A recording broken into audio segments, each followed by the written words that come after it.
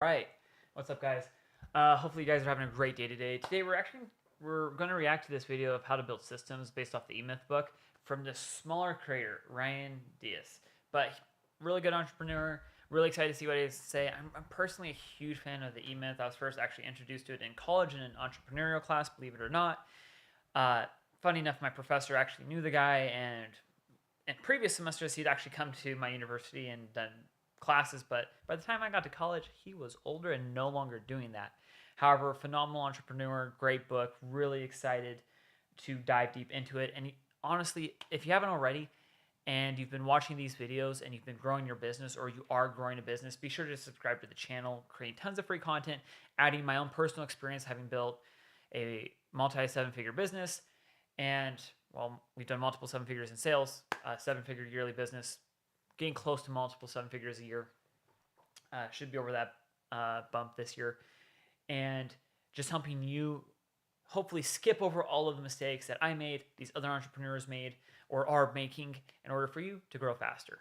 That being said, let's just jump into the video.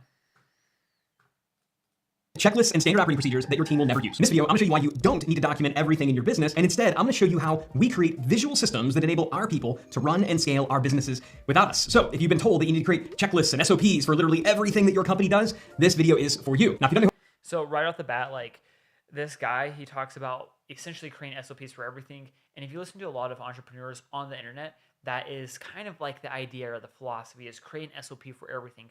But really, you don't want to do that. There's a lot of different philosophies out there, but when you create more SOPs or you try and automate things, it really ends up hurting your business in the long run because you're optimizing for systems that probably aren't going to be the same, or they're not the system or the process you actually need. who I am. My name is Ryan Dice. My partners and I manage 17 companies across our $200 million holding group. So we know a thing or two about systemizing businesses for scale and exit. And what I'm going to show you now is the most critical piece of a business operating system that everyone forgets about. They're called value engines. All right, before we get into the nitty gritty of how you actually go about mapping and documenting what we call value engines, I'm going to give you 3 core principles that really define how we go about documenting systems in our businesses, and frankly, why it works a lot better than the way that everybody else tells you. Core principle number 1 is a way to only document the critical. And this is important. I refer to this as the E-Myth myth. Now, if you have not heard of the book, The E-Myth, you probably have been living under some business rock somewhere. It is one of the most read, most recommended business books of all time, and for good reason. It's a great book. It has a lot of great ideas, but unfortunately, the core idea of that book is that you as a business owner, if you want to be truly free, need to document and systemize literally everything that happens in your business. And while this is generally true, it doesn't actually work that well in practice, especially if you do what I did, which is shut down your entire company for a month to do just that. Now, this is not an exaggeration. I did that. I literally went on vacation. While I was on vacation, I read the E-Myth. I got, engaged. I got, frankly, a little bit too excited, as entrepreneurs are apt to do. And I remember coming back from vacation, walking in on Monday, calling an all-hands company-wide meeting and declaring we're not going to do anything new at this company until absolutely everyone in the organization has documented absolutely everything that they do. Well, when I made this announcement, a couple things happened. Number 1, some people panicked because they thought that they were all getting fired and I was having them just document their stuff before I showed them the door. And another group was just frankly ticked off that I was asking them to waste time creating a bunch of documentation. Needless to say, nobody was happy, but we powered through. We pressed on. I was able to kind of rally everybody to the cause. And when we were done, like I said, about a month later, we had it. Literally binders filled with color-coded tabs and all these beautiful, amazing checklists that documented everything that we did in the company. I felt so good about it. I felt so proud of it. And this is not an exaggeration. Literally no one ever looked at those checklists ever again. It was one of the single biggest wastes of time. Core principle number 2 is you need to understand the difference between value drivers and value chains. Now, this is really important because when you first started your business, there's a really good chance that you were successful because of 1 or 2 specific value drivers. And a value driver could be something like maybe you're really good at marketing, or maybe you're really good at sales, maybe you're really good at fulfillment. Maybe you had a particular proprietary piece of intellectual property, something that nobody else had. Standalone, all of these little key advantages are what's known as value drivers, and they're essential if you want to be successful. The challenge is that entrepreneurs, as their companies scale, they never get out of the focus on the individual value drivers. And what we need to do as the company scales, if we want to start working above our business, not just in the business, we need to shift our focus to value chains. And so whereas a value driver is one particular value driver, a value chain is a collection of value drivers to varying degrees of importance that combined are what really produce the value in the business. In other words, it's not about just getting one thing right. It really is about getting a whole lot of little things right. And this is one of the most difficult shifts that founders and entrepreneurs need to make. The shift from value driver mastery to value chain mastery. But that's what we're going to be accomplishing here. Now, core principle number 3 is you've got to visualize. I see this a lot in the online space, and it's something we're actually going through in our business right now with Laney Media and how we're reorganizing everything. Because if I were to say like what our value drivers are, is really sales and marketing. As far as like retention and a scalable offer goes, those were things that we're missing out. But it's really what still is like keeping us capped at like the $1 to $2 million range and not letting us actually go full throttle out to like 5 to 10 million a year. to optimize. I've said it before, I'm going to say it again. You cannot optimize if you don't understand something, and you can't say you understand something if you can't visualize that thing. So you might be able to explain to me how your company works, but can you show me? I submit to you, if you cannot show on a simple diagram and a simple flowchart how your company creates and captures marketplace value, there's a really good chance that you don't fully understand it. If you don't fully understand it, really good chance that you can't fully optimize it. But good news, we're going to be solving for all of that in this video, so let's get. Loved how you said you need to make a diagram. Humans communicate and think in visual thoughts. So one of the best ways to actually communicate things or write things down is actually through a type of diagram or a chart that is easy to read and communicate. Into it. All right, so before we dig into too much, I should probably define exactly what a value engine is. So a value engine is simply a visual representation of how a company creates and captures marketplace value. Basically, how do you go out there and get new customers and clients? How do you fulfill the customers and clients that you already have? And how do you create or improve the products and services that you have? Now, this is important because kind of these are the three things that all companies do, right? All companies make stuff, all companies sell the stuff they make, and all companies fulfill the stuff they sold. What you need to document are 2 or 3 of those value engines. We're going to get into the order in just a second. When you actually get into this, I'm going to be demoing. I'm going to be kind of showing you my impromptu whiteboard, and I'm going to show you how we use sticky notes. It's a really simple process. When you're done, it eventually turns into a prettier, more professional looking flowchart like this, or like this. So to get started with this, all you really need are, number 1, some sticky notes. You're going to need a Sharpie, and you're going to need a whiteboard, some type of writing surface. I want to go back to the different types of value engines because there are really 3 different types of value engines that you need to know about. The first type is the growth engine, and the growth engine visualizes how you go about attracting and converting new customers or clients. So if I were to ask you right now, how do customers happen in your business? How do clients happen in your business? There's a really good chance you could tell me. But could you show me? Second important type of value engine is the fulfillment engine. As the name suggests, fulfillment engines visualize, they document how you deliver upon the promised value. So whatever it is that you sold in the growth engine, the fulfillment engine is going to show this is what we do after the sale is made. The third type, the one that we're not going to get into in this video, is the innovation engine. And the innovation engine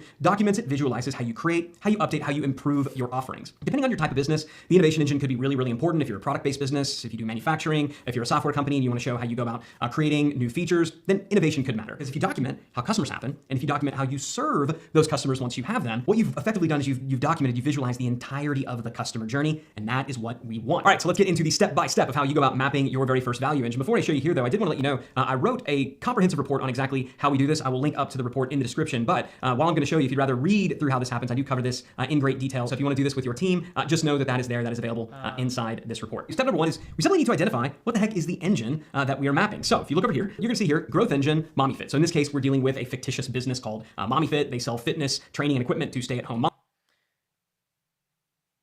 If you guys want that link, here it is. I'm going to just drop it in the chat here in case anyone wants to go check out his case study.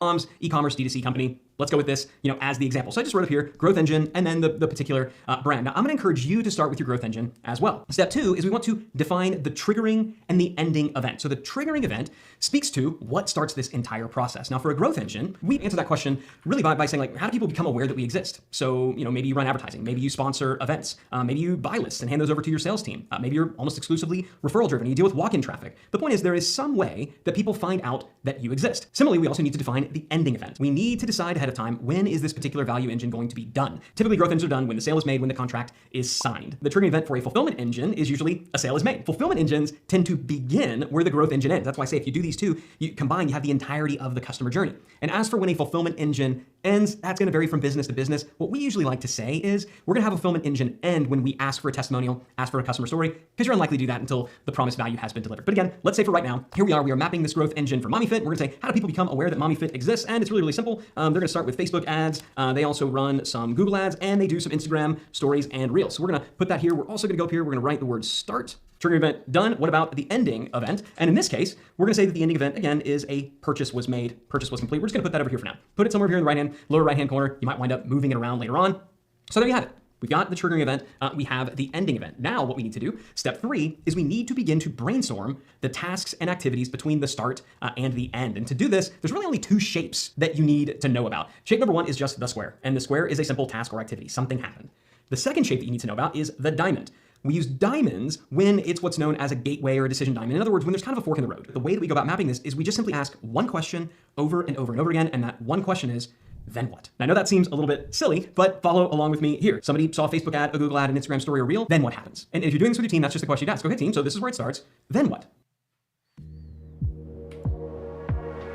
the other thing I wanted to add is I love how he does like a level product. You don't need to know Photoshop or any crazy tools.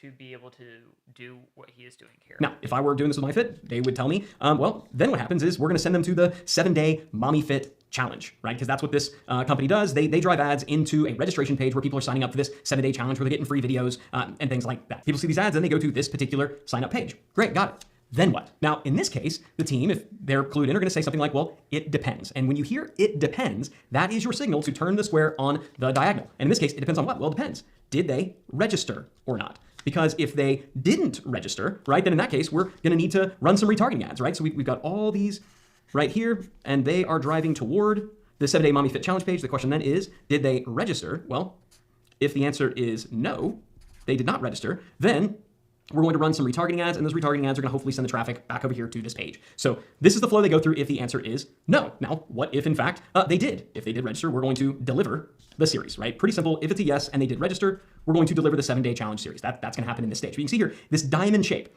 If you get to a point where there's a fork in the road, you go, oh, I don't know, it kind of depends. If they opt in, this happens. If they buy, then this happens. If they don't, then this happens. If they ordered, the blue version, then this happens. If it's a red one, then it's going to be this other one. Anytime you reach a fork in the road, that is a signal to turn that square on a diamond and to show how the different flows can happen. Look, none of these steps, no core value chain in your business is just a perfectly straight linear process. There's always going to be little forks in the road. Then what happens? Well, hopefully they click on an offer link, because in every single one of these challenge video series, we're going to be encouraging them, hey, if you like this, then you should buy our program. You should invest in our training videos. So that's where this goes next. Did they click on an offer link, yes or no?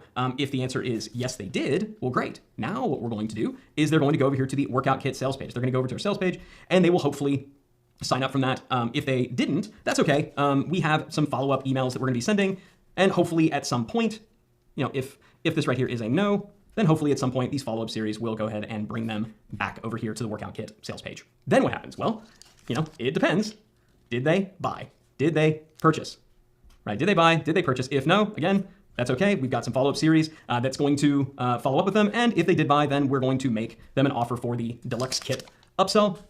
And at this point, whether they buy this or not, we are going to complete the purchase and we are going to begin fulfillment. And at this point, we will consider this particular process done. This is the end. A couple of points I want to make before we move on to step number 4. Point number 1, I want you to make sure that you're documenting what is, not what should be. That is so incredibly important. Oftentimes when I'm going through this with clients or portfolio companies, they want to say, oh, well, I know we should be doing this. We want to document what is, because again, we want to visualize so that we can then optimize. Now, if you know that you're going to be doing something soon, you can use a different colored sticky note or something like that. So we need more traffic. Great. Let's add some more sticky notes to the front. Customers, clients aren't converting at a high enough rate. Okay, well, maybe we need to add some more steps to the sales process. People are, not buying. Okay, maybe we need to add more follow-up. Optimization equals adding more sticky notes. Step 4, though, is going to be really important. In step 4, I want you to hold a stakeholder review meeting. The stakeholder review meeting is a fancy name, but basically what you want to do is you want to get everybody involved in this process. So typically it's going to be people in marketing, in sales teams, if it's a growth engine, maybe on the product and services team, if it's a fulfillment engine. But you just want to ask them, hey team, as you look through this, what did we miss? And in this case, the good folks at Mommy Fit, when they were going through this, they were like, hey, you forgot about the weekly workout videos. Remember how every single week we send out a newsletter with a new workout video, and every single week that's also designed to drive here. So this is another awareness piece. And frankly, the people after the email follow-up series, if they don't buy, well, they're added to this list as well. That's the important aspect of the stakeholder review meeting. You're going to find the different pieces that maybe you missed out on. Step 5, this one is really, really important. And this is when we actually finally get back to that pesky checklist and SOP front. I want to be clear. I'm not saying that your business shouldn't have checklists and standard operating procedures. I didn't say that. I'm simply saying you don't need to have checklists and standard operating procedures for everything. So what should you have a checklist and a standard operating procedure for? The way that we do this is through what we refer to as a value engine audit. I actually describe how to do this process in the operating system case study that I linked to below, as well as to another video that I'm also going to link to in the description. But the process is really, really, really simple. What you do is you're going to audit the value engine, and you're going to say, okay, team, of all these different steps and stages, what are the ones that we absolutely positively cannot afford to screw up? And maybe the team goes, hey, how we run Facebook and Instagram ads, that's really important. That's what we refer to as a power stage. So we're going to draw an asterisk around that. And same with like this weekly workout video. That's important. That gets a lot of our prospects who didn't buy the first time re-engaged, because we found that people really sometimes need to go through this challenge a couple times before they're ready to buy. So that's a really important power stage. This whole delivery process here, aspects of it are automated, but that's really critical. We should have checklists around that. And same with how we go about building and optimizing our sales pages. That's another critical component of it, right? So what we've identified here is 1, 2, 3, 4 truly critical, what we refer to as power stages. Now what we're going to do is we're going to ask the question, okay, who on the team owns this? Hey team, who's responsible for Facebook and Instagram ads? Maybe somebody says, oh, well, that's Mary. Okay, Mary, the next time you set up a Facebook Instagram ad campaign, I want you to document exactly what you're doing. Don't stop what you're doing to do it, right? Just document while you do. Now, if you do this, a couple things are gonna happen. Number 1, you're only going to document the critical, right? So what that means is, as a company, you're not going to have hundreds and hundreds of checklists and SOPs that nobody ever looks at, and it's a giant waste of time, right? You might have 10, 20, 30, but we're not gonna have 100, 200, 300. Step 6, really, really simple. Once you've done the stakeholder review meeting, once you've identified and documented some of those power stages, I'm gonna encourage you then to finalize that into some type of flowchart tool. There's a 100 of them out there. It doesn't really matter which one that you use. And then step 7, once you've documented in a flowchart tool, would be to add it to your company's operating system. So you can see right here, this is an example of my company's operating system. And if you go in to our company operating system, into Value Engine, you can see here that we've got all of our different value engines that are here, that are reviewable, that are clickable, that are linkable, that anybody on the team can dig in and they can access. All right, so just to round this out, I know that this is a pretty big video, so thanks so much for watching. Really important stuff though. But what I want to be clear is this is how we document. This is how we pass knowledge down, and this is how we create systems without burning out and without over documenting every little thing. Also, keep in mind that value engines and playbooks are just one piece of a comprehensive company operating system. If you want to get into all of the other pieces, just know that I do have a full video on how we scaled from 10 million to 200 million using. All right, so big takeaways from this. Basically, I think it's great to start with very minimal SOPs. Again, most of the time you're going to change stuff. Things are going to change. They're not going to be the same. And that's super common in business, especially when you're in your business. If you're a more established business, I think this is a great process to get your core, like he called them value engines, down, your core competencies, your core operations, and get those documented.